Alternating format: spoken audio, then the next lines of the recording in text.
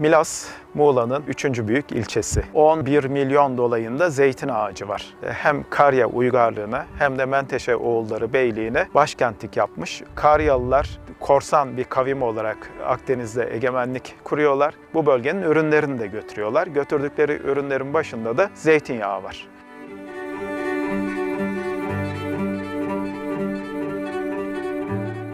Zeytinin yağı var, salamurası var, bastırması var, kırmızı zeytini var. Hep sofralık bunlar. Altın bizim yanımızda. Renginden de anlaşıldığı gibi sapsarı altın renginde. Lezzeti muhteşemdir. Biz zeytinyağından başka bir şey yiyemeyiz burada. Başka bir şey tüketemeyiz. Salamurluk, işte yağlık yapıyoruz. Fazlasını da satıyoruz. Çoluğumuzdan çocuğumuzdan bol bol yiyip içiriz yani. Budandığı zamanın odunuyla insanların yaşamına katkıda bulunuyor. Hasat zamanında düşen yapraklarıyla hayvanların beslenmesine katkıda bulunuyor. Tane zeytin sofralarında katık oluyor, azık oluyor. Çekirdeği de pirina oluyor. Pirinadan sabun elde ediliyor. Elde edilen yağ çeşitli şekilde endüstride de kullanılıyor.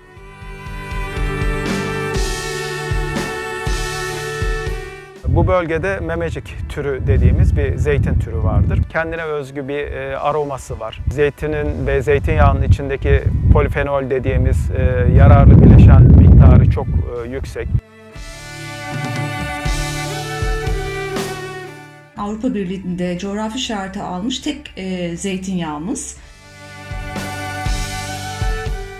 50 yıl öncesine kadar en önemli ikinci üretim ürünümüz bizim tütündü. Türkiye tütün politikasını değiştirip üretimden çok ithalata dayalı bir yola girince üreticisi de tarlalarını boş bırakıp ya şehre göç etti veya turizme işçi olarak katıldı.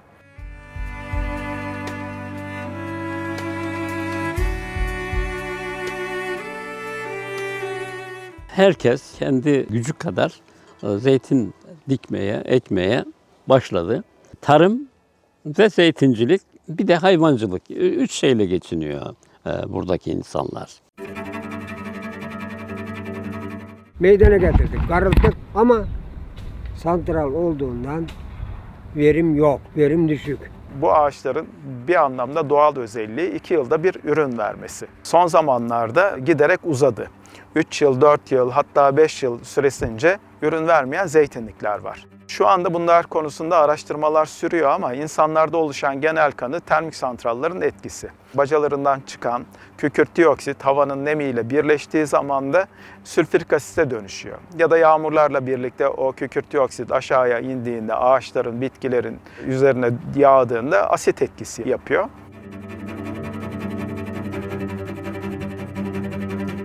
Çiçekler de dolayısıyla asit yağmurlarından etkileniyor ve ürün vermez hale geliyor. Şu zeytin kurudu bak, kanser hastalığı buldu da. Meyve böyle vermedi. Kestim ben onu bak, 2 sene oldu keseli. Santralın etkisi diyoruz biz. Eskiden verim güzel oluyordu. Bunlar hafifçikken öyle kafes gibiyken böyle sık zeytin veriyordu. Şimdi bu zeytin yok. Bir dalında var, bir dalında yok. Aşağı yukarı 15 sene evvel bir ton yağ sıktım. O zaman bu ağaçlar küçük. Ama şimdi verse bunlar 2'şer 3'er doluk oldu bunlar. Verim olsa zeytin çok olur. Olur olmaz gene olanlardan alıp dururuz. İhtiyacımızı görüp dururuz.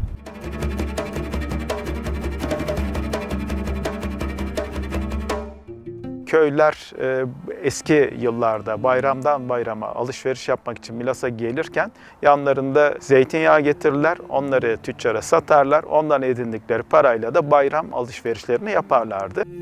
Aslında Milas zeytinyağının tam anlamıyla ekonomik potansiyeli gerçekleştirilmiyor. Yöredeki insanlar sadece öz tüketimleri için sofralık zeytin üretiyorlar kendileri için ama onun dışında 1-2 tane bile sofralık zeytin üretimi yapan orta ölçekli ya da küçük ölçekli bir işletmeye rastlamadık. Zeytinyağına Milas Ticaret ve Sanayi Odası tarafından coğrafi işaret alınmasının ardından markalı ürün olarak birçok ülkeye de ihracatı daha da arttı. Daha önce dökme yağı olarak, sanayilik ürün olarak ihraç edilmekte olan zeytinyağımız şimdi giderek markalı ürün olarak, paketlenmiş ürün olarak ihraç edilmeye başlandı.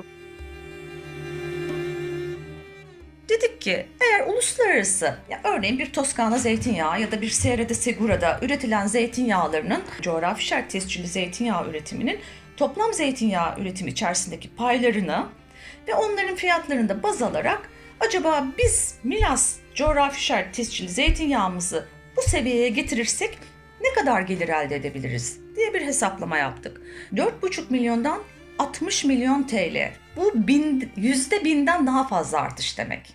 Santraller oldu, kurulmuş buraya. Herkes işe giriyoruz şeyiyle ilk başta sevinmiş etmiş ama bilmemişler yani burada zehirleneceğiz yıllar sonra. Hem kendimiz zehirleneceğiz, hem toprağımız zehirlenecek, hem ağacımız zehirlenecek. Hiç kimse bunun farkında olmadan iş bulduk. Kapımızın dibinde iş diyerekten herkes heves etmiş.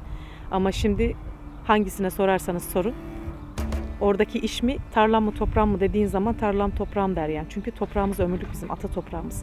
Kaç nesle kalacak, kaç nesle gidecek yani. Benim çocuğuma da kalacak, onun çocuğuna da kalacak. Aynı şey zeytin ağacı için de geçerli. 260 milyonluk bütçe termik santrallere yıllık yapılan kamu desteği. Eğer oraya aktarılmasa da Milas dışına giden zeytinlerin Milas içerisinde kalması durumunda küçük ölçekli tesislerin inşa edilmesi için kullanılırsa bunların toplam maliyeti 240 milyon TL ve yaratılacak toplam istihdamda 685 tane. Şu anda zeytinyağının kilosu siz de biliyorsun 50 milyon. Bir ton zeytinyağı satsan bugün 50 milyar. Bir arkadaş kömüre gitse 50 milyar yılda kazanabilir mi? Mümkünatı yok, kazanamaz. Bunun işlemi 3 ay yani. Bunun devamlı gitmenin de gerekiyor. Bir ayda başka yani bakımın işçisini yapsan 4 ay. Diğer işlerine de bakabilirsin. Ama oraya 10 ay saatinde gitmek zorundasın. O kadar güzel bir altın tavuğumuz var ki bu potansiyeli henüz kullanamıyoruz. Biz zeytincilikte yaparız, tarımda yaparız, hayvancılıkta yaparız. Her şeyi yapmaya hazırız yani. Hani bize yeter ki bir destek verilsin buraya ve şu santraller artık hayatımızdan çıkarılsın yani. Burada 2 kişi, 3 kişi zengin oluyor. Büyük ağalar, para babaları değil. Ama hep burada mağdur olan biz köylüler yani. En alt tabakadakiler. Hep ezilen, toprağından edilen, çocuğundan, çoluğundan edilen, başka bir yere taşınmak, göçe zorlananlar hep köylüler yani. Köylü üretiyor, yetiştiriyor, şehirdekini doyuruyor. Parayla da olsa ama bu emeğin karşılığı kaç olursa olsun yani. Ama sen köylüyü kalkındır, çiftçiyi kalkındır yani. Şu an halimiz harap.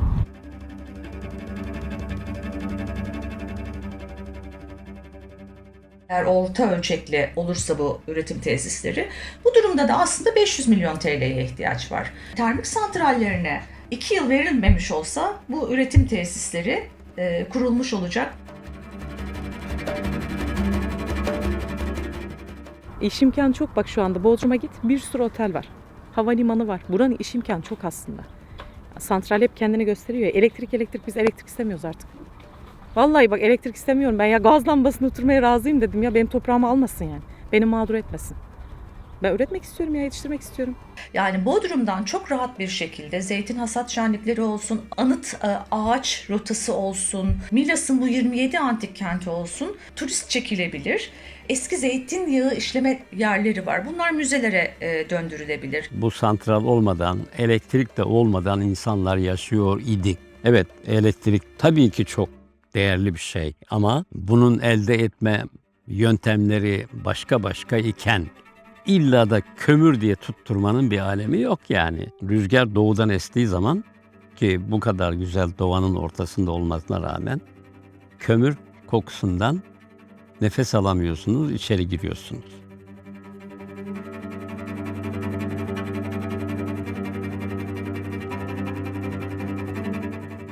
Buradaki kanser vakalarını arttırıyor. Ben yani doktora gittiğim zaman sen sigara günde kaç paket içiyorsun diye bana soruyor yani. Ben ömrümde bir tane sigara kullanmış bir insan değilim.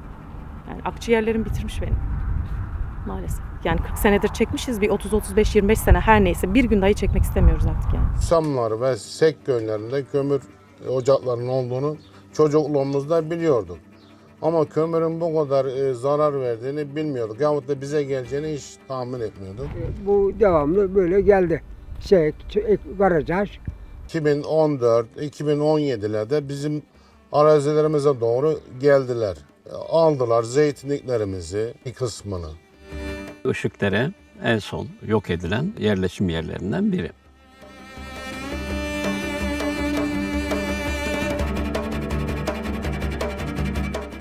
Işıkdere Mahallesi bundan 3 sene önce. İsmilak oldu. Bu öyle zeytinler bunlar ne olur? Bunlardan büyük.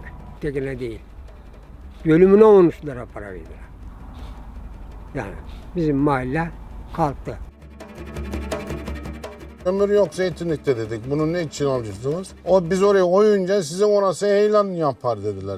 Kayınca da hiçbir hak talep edemezsiniz dediler yani. Biz de öte düşündük. Hem zeytinimizden mahrum kalacağız hem alacağımız paradan mahrum kalacağız diye verdik. Mersem bank yolu geçeceklermiş bir de. Biz nereden bilelim bunların işi düşüncesini? Önce toprağa geldi. Toprağı almak istedi yine şirket. Buraları hiçbir yere almayacaktı sözde. Öyle diyerek almış Işıkdere'yi. Biz sadece burada kömür var, burayı alacağız. Geri kalan yerle işimiz yok. Orayı almayacağız diyerekten alıyor. Buradaki geri kalan da zannediyor ki orası gidince bizim buralar kalacak. Bir bakıyor 2019'da tekrar ihbarnameler geliyor köylüye. Ki kömür de olsa feda edilir mi artık kömüre yani?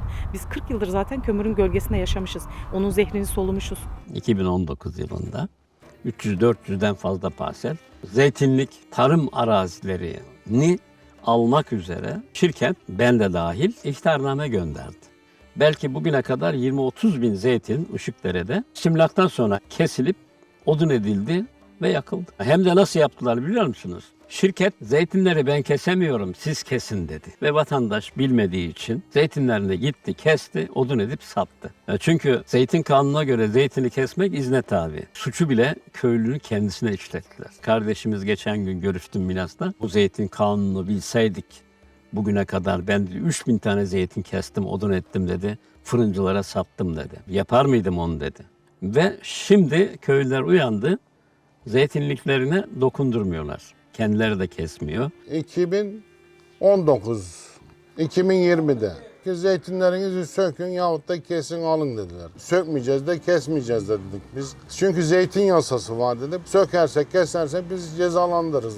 Zeytin yasasını kim çıkarmış dedi. Ben çıkaracak halim yok dedim. Zeytin yasasını Türkiye Cumhuriyeti çıkarmış dedim. Biz dedi yarın gelip jandarmayla dedi, nasıl zeytinlerinizi keseceğiz dedi. Ben kestim de görelim bir. Neyse ben jandarmaydım. Jandarma geldi buraya. Öyle şey mi olurdu ya jandarma? Zeytin mi kesip durmuş dedi şirkete destek mi yapıp durmuş jandarma? Öyle şey mi olur dedi. Ancak dedi mahkemeye giderdi. Mahkeme kararı çıkar dedi. Bu toplum yararınadır. Bu diye karar çıkar dedi. Kararı getirir veririz. Önüne koyar dedi. Ondan sonra kesebilir dedi.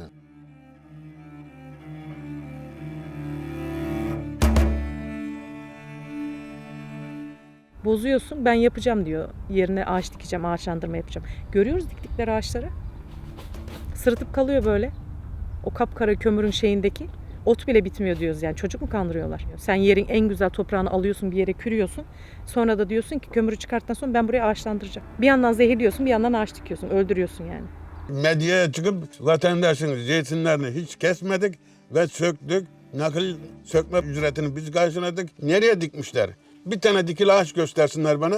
Karaca kömür sahasına, harfiyen sahasına 3000 ağaç dikildi. Onu da 2010 yıllarında devlet dikti. Şirket bir tane ağaç dikmedi. Sobanın borusundan geçti hepsi yandı yani. Kül oldu.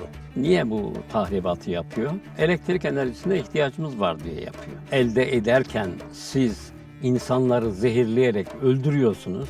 Ölümden daha ötesi var mı? Ölünün bir elektriğe, suya ihtiyacı olur mu? Ne ekersen bir 10 misini alıyorsun yani. Hani bu santrallerin bu kadar verdiği zarara rağmen. Hani insan oldu öyle. Hastalıklıyız, kova hastasıyız, ölüyoruz, nefes alamıyoruz diyoruz ama buna rağmen köyümüzde, toprağımızda yaşamak için inat ediyoruz yani. Çünkü ata toprağımız. Bağ babadan, zeytin atadan kalmalı derler. Zeytin ağacı ulu bir gövdeye ulaşıp bol ürün veren hale gelmesi için yıllar geçmesi gerekiyor. Yanan orman alanlarımız var. Bunlara fidan dikiliyor. O dikilen fidanlar zaten üretim aşamasına gelene kadar en az 10 yıl, 15 yıl geçmesi gerekiyor. Şirket almış olsa bir sefere mahsus 3 lira 5 lira parasını ödeyip geçecek. Ama böyle yerinde kalsa ömrümüz boyunca yiyeceğiz ve çoluğumuz çocuğumuz yani bu zeytinler 2 asır, 3 asır yani yaşayan bir meyve. Asırlık zeytin ağacı var babamın Karacaağaç köyünde. Ben 42 yaşındayım. 42 senedir bizi beslemiş. Daha yani ona bakarsan daha kaç nesli besler yani.